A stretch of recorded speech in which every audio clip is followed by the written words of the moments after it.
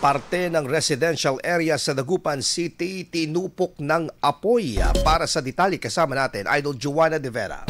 104.7 IFM Report.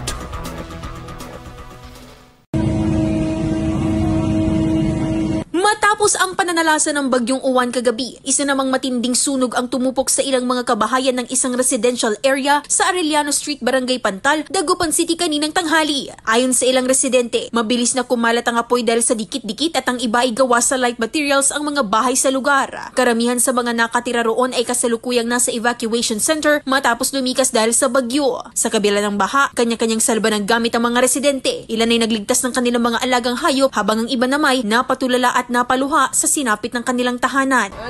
Nag-grocery ako para may pambilin para may pagkain kami ng mga anak ko. Tapos pagdating namin, yun, malawak na yung usok.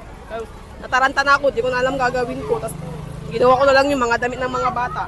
Yun, Tuluyan na ngang naapula itong sunog na naganap dito sa may bahagi ng Arellano Street, Pantal, Dagupan City.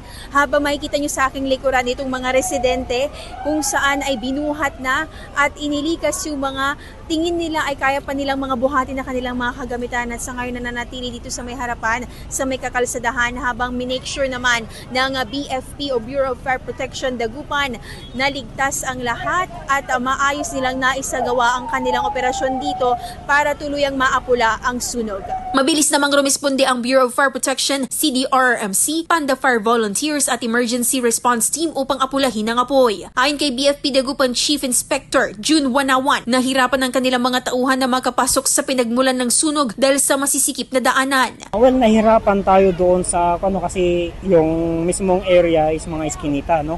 So hindi natin may pasok yung mga fire truck natin and then masikip talaga yung mga daanan. Sa ngayon, patuloy pa ang investigasyon ng mga otoridad upang matukoy ang sanhi at pinagmulan ng sunog. Sa initial na estimate po natin is yung structure is nasa around 8 to 15 po ng mga kabahayan.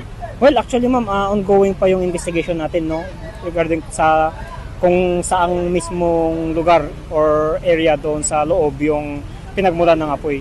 Kasama mula dito sa IFM Dagupan, ito si Idol Joanna De Vera, Tatak IFM. IFM News. IFM News. IFM News.